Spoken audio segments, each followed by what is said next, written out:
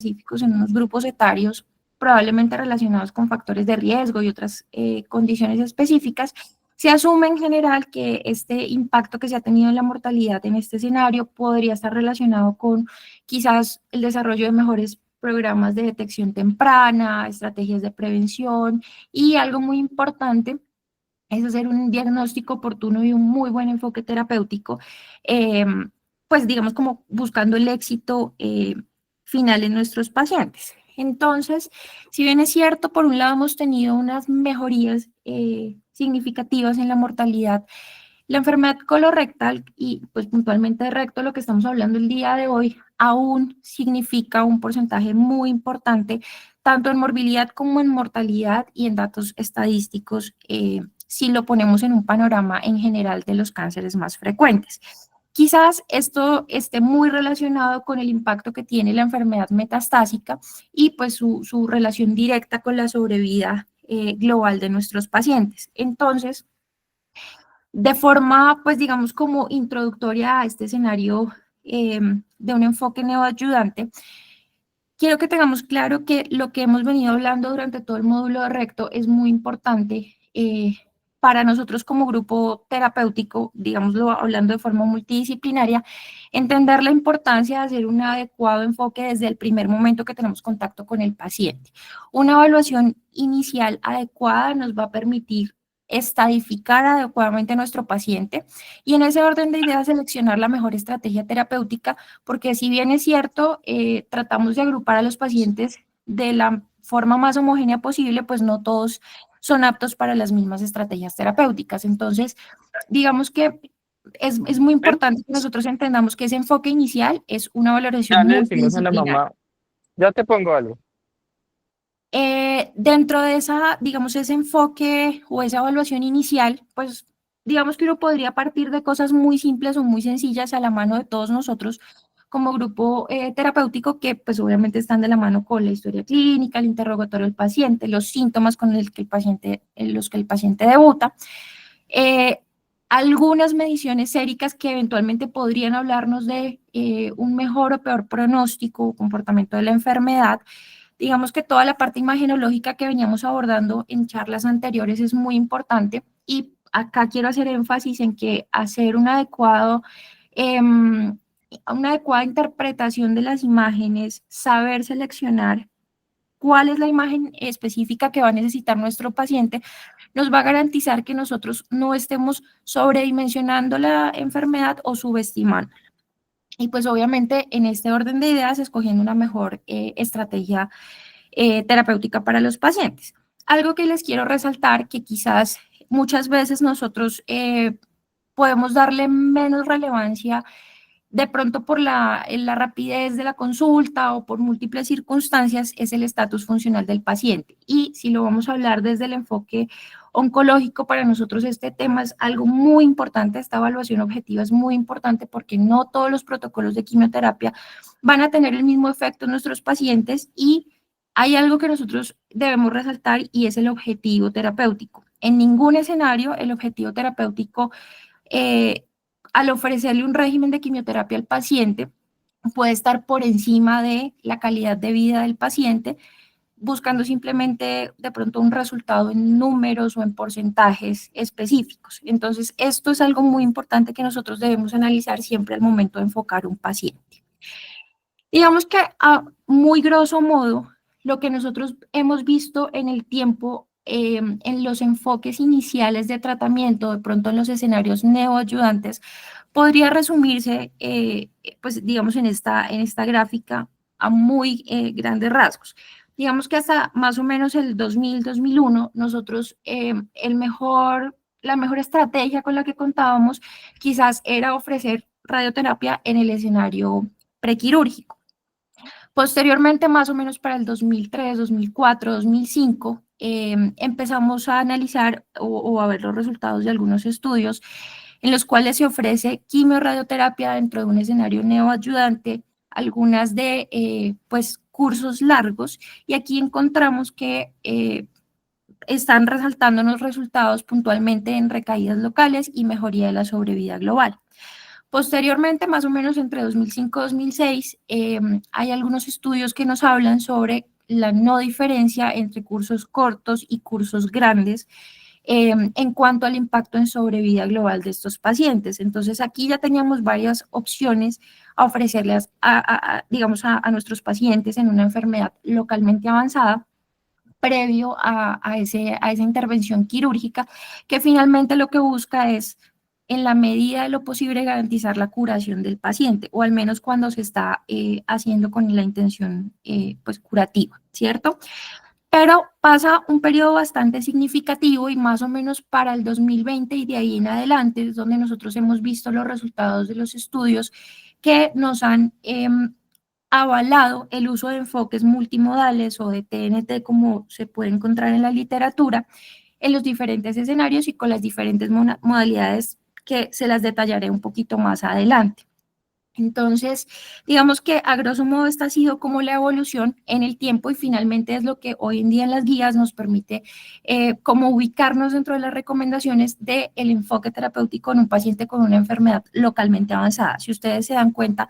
en este escenario de enfermedad localmente avanzada, el escenario neoayudante toma mucha relevancia. Adicional a todos estos datos que nosotros conocemos, hay algunas características puntuales del comportamiento biológico de la enfermedad. Algunas podremos tenerlas antes de contar con un reporte histopatológico formal, otras se asumen dependiendo de las características clínicas que nosotros encontremos al momento de estadificar a nuestros pacientes.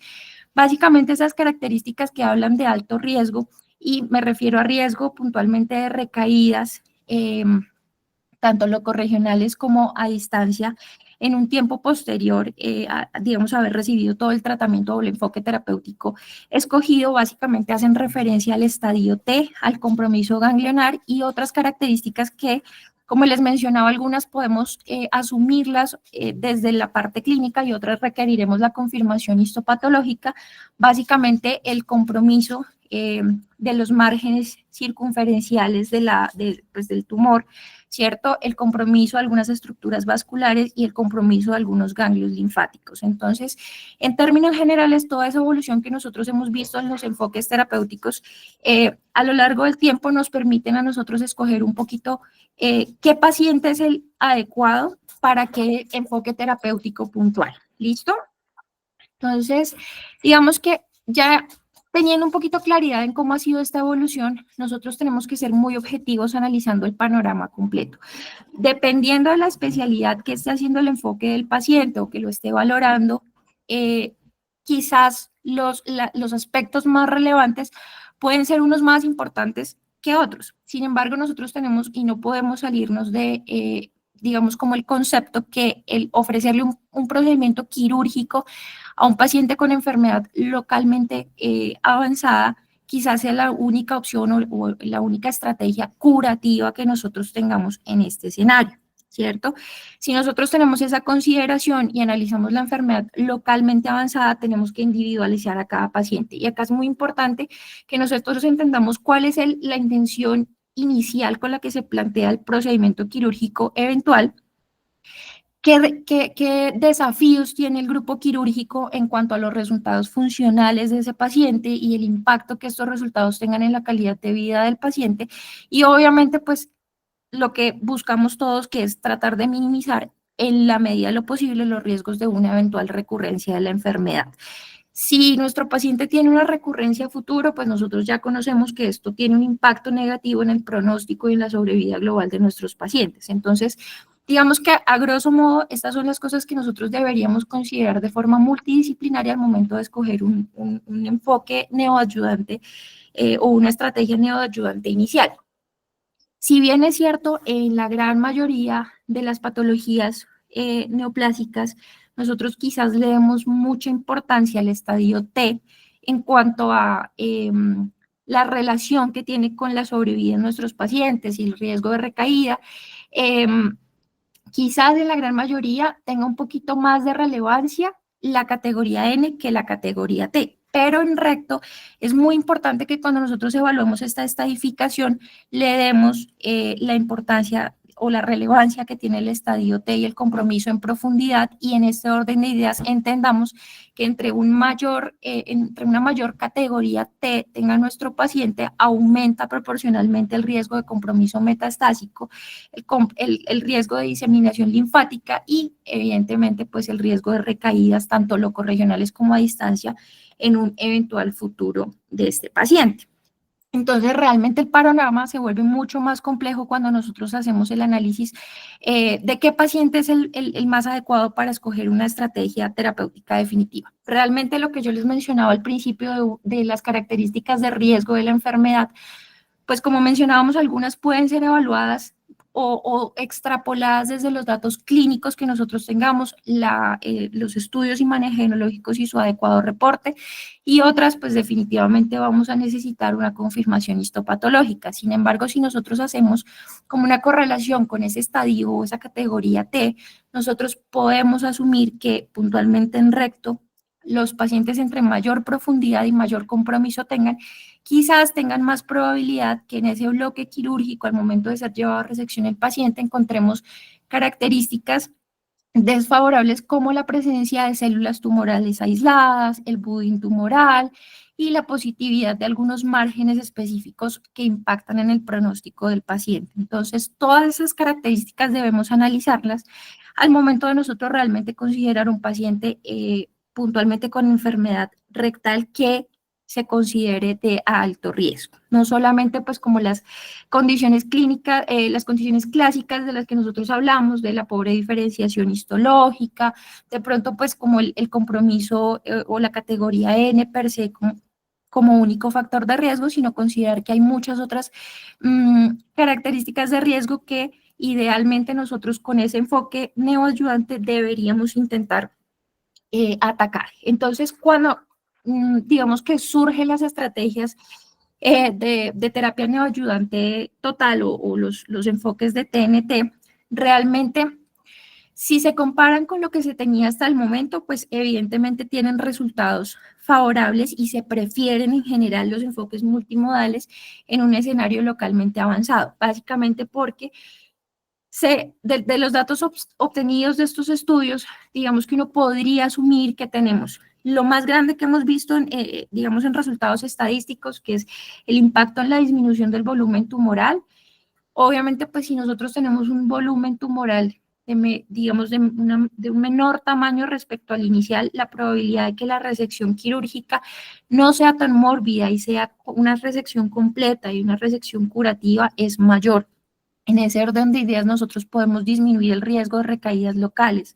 ¿cierto? Y adicionalmente, algo muy importante es que con ese enfoque que incluye una estrategia quimioterapéutica durante la neoayudancia podemos apuntarle a erradicar esas micrometástasis que pueden existir en nuestros pacientes y que quizás no tengamos la confirmación previa a un análisis de un bloque quirúrgico al momento de la resección. Si nosotros ofrecemos estas estrategias de neoayudancia, pues obviamente le vamos a apuntar a que nuestro paciente tenga una mayor probabilidad de alcanzar una respuesta patológica completa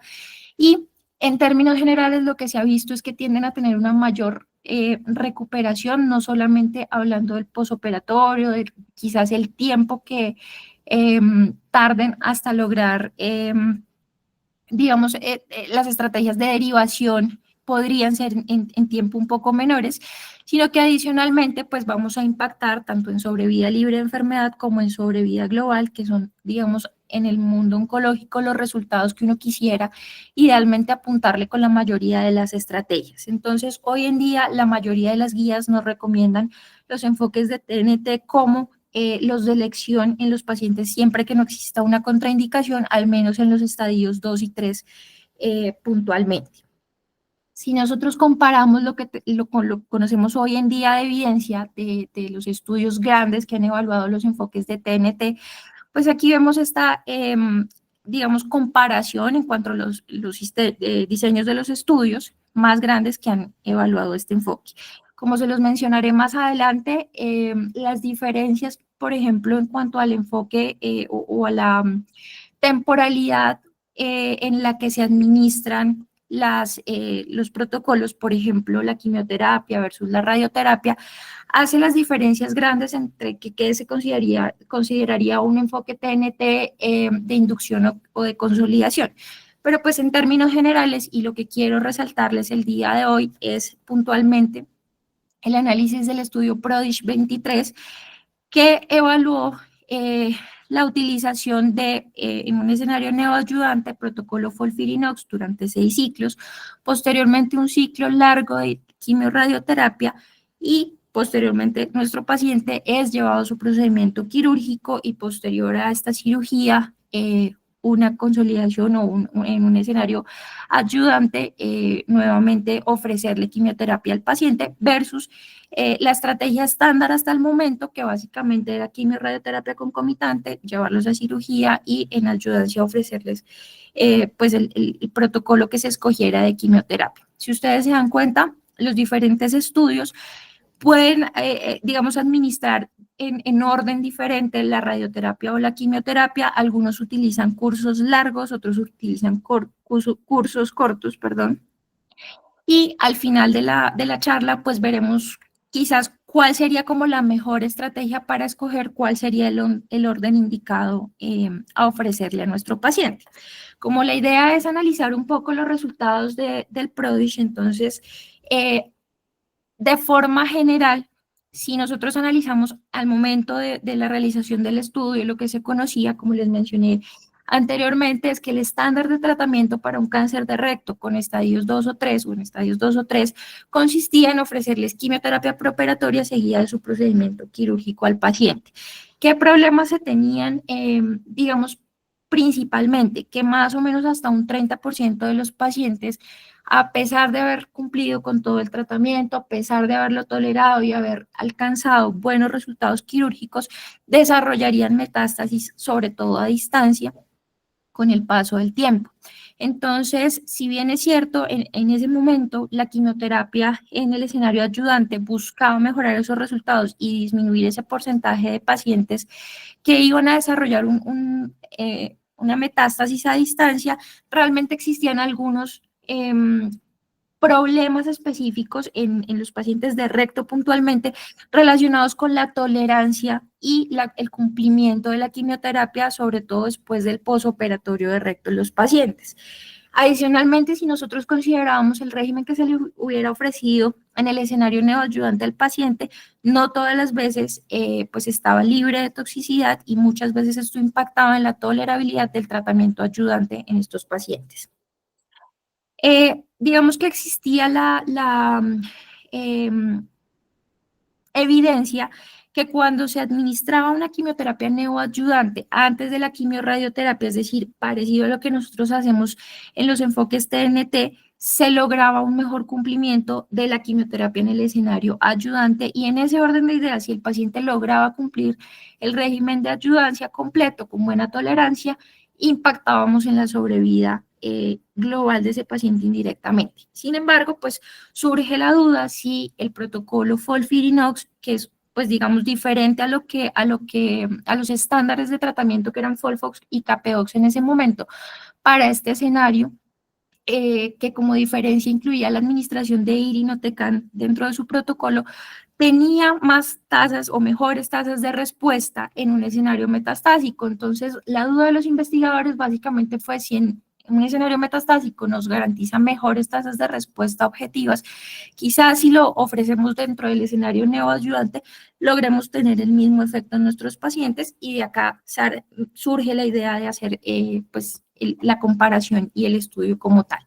El PRODIGE 23 es un estudio fase 3, fue multicéntrico, aleatorizado, abierto. Básicamente ellos lo que hicieron fue incluir pacientes entre 18 y 75 años que tuvieran una adenocarcinoma de recto en estadios clínicos estadificados por resonancia T3 o T4 y que se consideraran resecables. Idealmente a menos de 15 centímetros del margen anal, que tuvieran un estatus funcional por OMS no más de 1 punto, que no tuvieran compromiso metastásico y en este escenario no hubieran recibido radioterapia,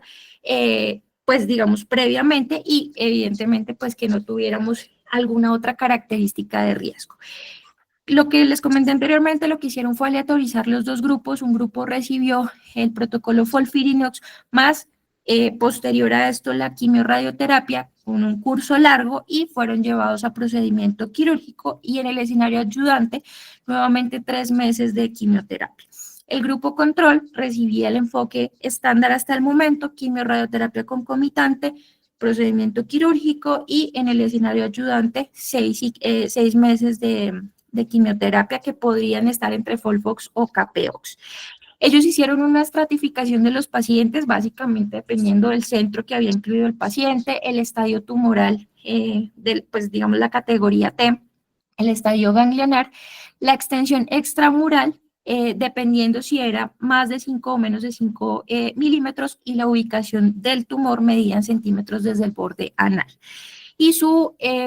objetivo primario fue evaluar la sobrevida libre de enfermedad. Dentro de los objetivos secundarios, básicamente ellos incluyeron la respuesta patológica en los pacientes, el tiempo libre de enfermedad metastásica, la sobrevida global, la seguridad y la calidad de vida de los pacientes.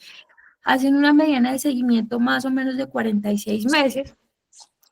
Quiero resaltarles que dentro de las características de la población, pues como nos dimos cuenta, dentro de los criterios realmente ellos incluyeron pacientes T3 y T4, ¿cierto? La mediana edad de los pacientes estaba alrededor de los 61, 62 años, 61 para el grupo que recibió, pues el grupo que recibió FOLFIRINOX y adicionalmente dentro de los estadios, la mayoría de los pacientes fueron estadio T3. El porcentaje de positividad ganglionar estaba alrededor del 89% en el grupo a estudio y pues digamos que eso es como algo que quiero que tengan en mente al momento de que estemos analizando cuál es la mejor estrategia en cuanto a la toma de decisiones o escogencia del protocolo. Cosas que les quiero resaltar que describen dentro del estudio, básicamente el porcentaje de pacientes que logran el cumplimiento del tratamiento. Si ustedes se dan cuenta, pues hay diferentes momentos en el protocolo como tal, el escenario neoayudante durante el que ellos reciben la quimioterapia con FOLFIRINOX, el momento en el que reciben la quimiorradioterapia, el curso largo, el procedimiento quirúrgico y el escenario ayudante. Si ustedes se dan cuenta, pues del total de pacientes incluidos en el grupo de FOLFIRINOX, pues realmente la mayoría completó todo el curso de la neoayudancia o del protocolo como tal. Durante el momento de la quimiorradioterapia concomitante, en general, pues la mayoría de los dos grupos completaron adecuadamente la cantidad de ciclos recibidos y el porcentaje de pacientes que descontinuaron el estudio realmente no superó el 10%. Dentro de los pacientes del momento, digamos, en la mediana en tiempo a la que fueron llevados a la cirugía después de haber completado la quimioterapia y la quimiorradioterapia concomitante fue alrededor de los 7 meses más o menos para ambos grupos. En el escenario ayudante, realmente aquí nos damos cuenta que la mayoría de pacientes que no completaron el protocolo completo de ayudancia estaban en el grupo control, no en el grupo a estudio. Sin embargo, porcentualmente las diferencias no son significativas. Estos son los resultados más importantes que ellos destacan, puntualmente la sobrevida libre de enfermedad, pues obviamente el grupo que recibe el FOLFIRINOX tiene los resultados a favor, es la gráfica que ustedes están viendo en la parte superior, la curva que está en color rojo y en azul pues está el grupo control. Entonces nos damos cuenta que ellos logran encontrar o demostrar una reducción del riesgo cercana al 31%, si comparamos los dos enfoques terapéuticos a favor del grupo que recibió FOLFIRINOX. Sin embargo, los resultados en cuanto a sobrevida global no tuvieron o no alcanzaron una significancia estadística adecuada. Ellos extrapolan el resultado como investigadores de la sobrevida libre de enfermedad, Una charla. digamos como a favor de la sobrevida global de los pacientes. Cuando analizamos la eficacia, si ustedes se dan cuenta, ellos incluyen algunos criterios de valoración primaria y secundaria y aquí pues tenemos como las diferencias en los dos grupos básicamente y resaltarles pues lo que tuvimos, diferencias estadísticamente significativas. Puntualmente ellos destacan el impacto en la sobrevida libre de enfermedad, la respuesta patológica o el porcentaje de pacientes que alcanzan una respuesta patológica completa o de regresión tumoral a favor del grupo que recibió FOLFIRINOX. Adicionalmente, pues existen algunos factores pronósticos y de calidad de vida en los pacientes que se analizaron y estos datos están acá estratificados de acuerdo a los diferentes grupos que ellos consideraron. Puntualmente, les quiero resaltar que para la mayoría de los grupos hubo diferencia estadísticamente significativa a favor del grupo que recibió el protocolo de quimioterapia con FOLFIRINOX y ellos concluyen que realmente no hubo un impacto significativo en la calidad de vida reportada por los pacientes. Sin embargo, pues ellos sí hacen énfasis en que la mayoría de los síntomas que tuvieron impacto en la calidad de vida de los pacientes se presentaron en el escenario ayudante, sin embargo, no destacan una diferencia estadísticamente significativa. De hecho, mencionan que en algunos escenarios puntuales la calidad de vida mejora con los pacientes o para los pacientes que reciben el protocolo TNT, incluyendo FOLFIRINOX. En cuanto a la seguridad, que esta es una de las preocupaciones quizás más grandes al momento de evaluar un protocolo quimioterapéutico, dentro de los efectos adversos grado 3 y grado 4 que ellos reportan como investigadores, se resalta la neutropenia, sobre todo en el primer momento de la neoadjuvancia cuando ellos están recibiendo el FOLFIRINOX. Los síntomas gastrointestinales, puntualmente la diarrea, fueron los dos más frecuentes y de ahí en adelante fatiga, náuseas, vómito, eventos tromboembólicos, neuropatía periférica, los pacientes que hicieron neutropenia y que se complicaron con una neutropenia febril, trombocitopenia, anemia y muerte súbita que lo incluyen dentro de los eventos adversos reportados. Si ustedes se fijan, en el momento que el paciente está recibiendo la quimiorradioterapia, todavía dentro de ese escenario neoayudante, el efecto adverso más frecuentemente reportado fue la neutropenia. Y dentro de lo relacionado con el procedimiento quirúrgico, en general, los tiempos de hospitalización fueron muy similares para los dos grupos. La morbilidad posoperatoria también fue similar en ambos grupos, sin diferencias estadísticas. Y en el escenario posoperatorio, la mortalidad fue un poco más alta en el grupo de control versus el de FOLFIRINOX, sin una diferencia estadísticamente significativa. Como investigadores, ¿qué concluyen ellos? Que el PRODIGE demuestra la viabilidad de administrar en un escenario neoayudante un protocolo FOLFIRINOX en pacientes con cáncer de recto estadios 2 y 3 y que la administración de este protocolo en este grupo de pacientes garantiza lograr una mayor probabilidad de respuesta patológica completa,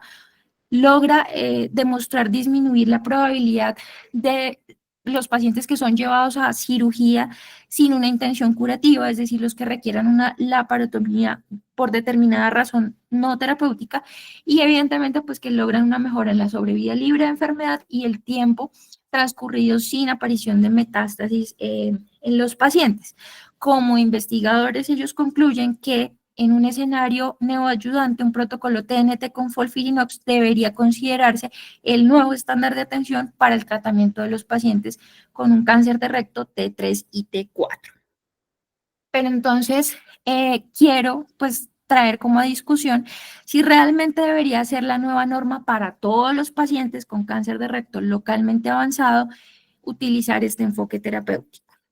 ¿Qué tenemos realmente hoy en día o qué conocemos dentro de los diferentes estudios que han evaluado protocolos TNT? Realmente tenemos 4, incluso 5 estudios grandes que podrían analizarse en este escenario. La mayoría de ellos hicieron evaluaciones puntualmente en cuanto a sobrevida libre de enfermedad. Si ustedes se dan cuenta, lo que más o los que más tratan de comparar son Rápido y PRODIGE, básicamente por el diseño del estudio, que entre comillas podrían ser más fáciles de comparar entre, pues digamos, como los dos estudios grandes. Cosas a resaltar, Rápido incluyó pacientes con características de alto riesgo, mientras que PRODIGE solamente nos deja dentro de los criterios de inclusión el estadio T3 y T4, digamos como a resaltar dentro de las características de riesgo de nuestros pacientes. Si ustedes se dan cuenta, en cuanto a las diferencias en los digamos, resultados grandes que destacan como conclusiones de los estudios, La mayoría tienen resultados muy similares en alcanzar respuestas patológicas completas. Las posibilidades de lograr resecciones R0 son un poco más grandes en los pacientes incluidos o en los resultados más bien arrojados por el estudio PRODIGE si lo comparamos porcentualmente con los otros estudios. En cuanto a las tasas de sobrevida libre de enfermedad, en términos generales, porcentualmente hablando, son similares en los diferentes estudios y el impacto en sobrevida global pues es muy parecido. Recordemos que no todos lograron la significancia estadística. ¿Qué les quiero resaltar? Estos dos estudios, quizás por la forma en la que ellos administran el protocolo como tal, serían los que, o son realmente los que hoy en día tratan de compararse adicionalmente por el grupo de pacientes en el que están enfocados. Si ustedes se dan cuenta, las diferencias grandes, por ejemplo, en cuanto a la administración de los protocolos, en el rápido, ellos inician con el ciclo corto de quimiorradioterapia y posteriormente lo llevan a un protocolo de quimioterapia que puede ser Capeox o Folfox, dependiendo de la elección del investigador, y el procedimiento quirúrgico. En el PRODIGE nosotros arrancamos el protocolo de quimioterapia, que son alrededor de 3 meses para completar los 6 ciclos en total. Posteriormente reciben la quimiorradioterapia con un protocolo largo y posteriormente el paciente es llevado a un procedimiento quirúrgico. Si ustedes lo analizan, pues en tiempo hay una diferencia significativa, importante, y aquí quiero que tengamos claro que es una de las, digamos, es una de las consideraciones más importantes para poder escoger el mejor enfoque dependiendo de la necesidad del paciente. Si nosotros evaluamos los pacientes o las características demográficas grandes entre los dos estudios, yo ya les había mencionado que en rápido quizás tenemos un detalle más importante en cuanto a las características de riesgo que habíamos considerado, puntualmente las que mencionan las guías de manejo, mientras que PRODIGE, al momento de hacer la inclusión de los pacientes, quizás se centra en el estadio T principalmente para los criterios de inclusión. De resto, en general, son grupos de pacientes con características demográficas similares. Si nosotros analizamos los resultados de los dos estudios, nos damos cuenta que la mediana de seguimiento realmente es similar en ambos grupos. A resaltarles el endpoint primario del rápido, ellos utilizan un nuevo endpoint primario que es básicamente la falla relacionada al tratamiento, y esto lo que incluía era la aparición de enfermedad metastásica local a distancia, eventos relacionados con el cáncer, inclusive muerte relacionada con el cáncer, mientras que PRODIGE simplemente incluyó lo clásico de sobrevida libre de enfermedad, ¿cierto? En cuanto a lo que nosotros alcanzamos en reducción del riesgo con alcanzar el endpoint primario de ambos estudios, pues realmente son resultados a favor para ambos grupos de investigación y que en términos generales tienen una similitud. A resaltarles, el riesgo de recaída local es mucho menor en los pacientes que estuvieron incluidos dentro del PRODIGE si lo comparamos porcentualmente con los pacientes del rápido. Es básicamente como la diferencia más grande. Sin embargo, ¿qué sucede? No son dos estudios que nosotros estadísticamente podamos comparar, no son estudios, digamos, cabeza a cabeza. Si bien es cierto, dentro de la secuenciación que ellos utilizan hay diferencias. Les comentaba que rápido inicia con el protocolo corto de quimiorradioterapia, posteriormente Folfox o Capeox, y PRODIGE hace lo contrario, inicia con la quimioterapia con Folfirinox, 6 ciclos y luego un ciclo largo de quimiorradioterapia, ¿cierto? En rápido la ayudancia es opcional. Rápido utiliza un resultado o un endpoint primario diferente.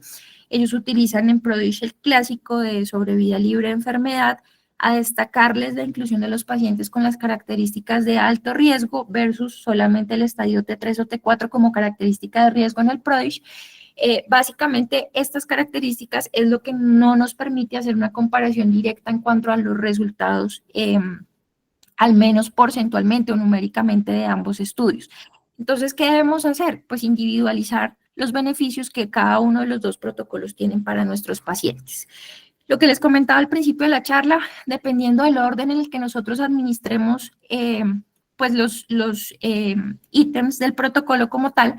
podemos hablar de un enfoque TNT de inducción que básicamente tiene la administración inicial de la quimioterapia o de consolidación cuando se administra primero la quimiorradioterapia. Digamos que a grosso modo, sin ser una regla absoluta para todos los pacientes, uno podría considerar utilizar los regímenes de inducción, es decir, la quimioterapia de forma inicial, cuando para nosotros como grupo terapéutico el objetivo principal o al menos el más importante en ese momento sea tratar de hacerle un control sistémico temprano a este paciente, es decir, un paciente que nosotros consideremos con un tumor de características de alto riesgo para hacer enfermedad micrometastásica. Y los pacientes que, pues digamos, los que deberíamos considerar para escoger un régimen de consolidación sería quizás los que se encuentren en una situación donde se desee un tiempo más prolongado para darle un tiempo, una probabilidad mayor de regresión al volumen tumoral, cuando el alivio o el control de los síntomas, por ejemplo, sangrado, tenesmo, sea una prioridad en el paciente, o de hecho muchos autores hablan que los pacientes en los que la preservación de órganos sea como uno de los objetivos primarios, sea una opción. Estos enfoques de mayor tiempo o digamos con esta secuenciación eventualmente podrían tener mejores resultados en estos pacientes. No quiere decir que si nosotros ofrecemos un régimen de inducción, no alcancemos estos resultados en los pacientes. Simplemente debemos analizar muy bien qué paciente va a ser candidato para el mejor, para cada uno de los enfoques. ¿Qué tenemos a tener, pues digamos, como que tener en cuenta como conclusión de esta comparación de los dos estudios y puntualmente hablando del régimen de FOLFIRINOX, es que los ensayos que a la fecha han evaluado los protocolos TNT, que incluyan FOLFIRINOX o FOLFOXIRI, que son regímenes que incluyen irinotecan, están haciendo comparaciones. El brazo comparador del estudio son regímenes tradicionales o enfoques tradicionales con quimiorradioterapia preoperatorio, pero realmente no tenemos hoy en día un protocolo que nos esté comparando, por ejemplo, FOLFIRINOX con FOLFOX o con CAPEOX. Entonces, a hoy no tenemos datos suficientes para hacer una comparación directa con los dos protocolos de quimioterapia y poder hablar estadísticamente con certeza de cuál de los dos va a tener mejores resultados en nuestros pacientes. En general,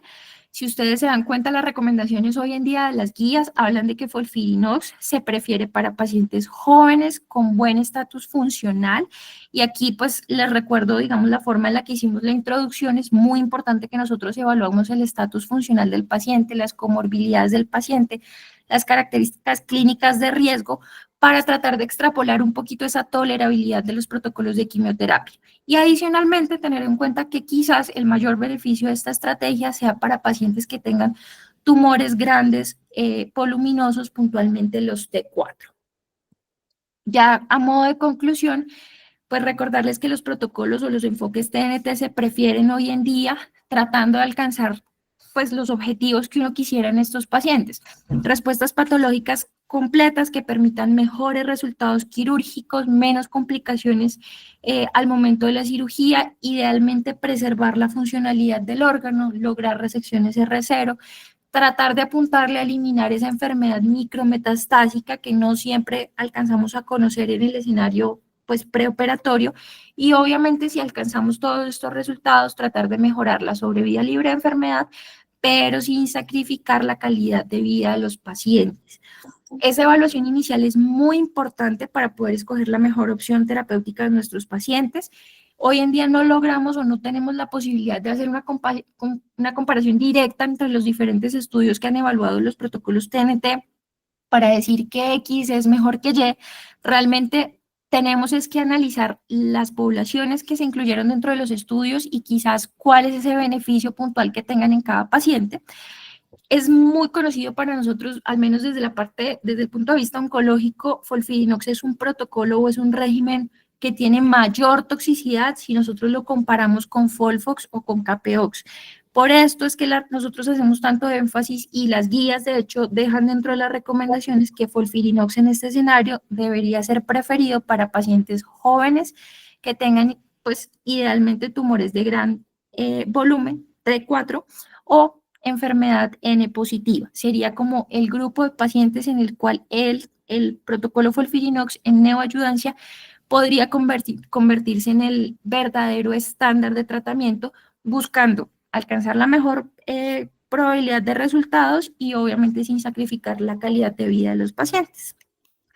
Básicamente eso era lo que tenía para compartirles el día de hoy.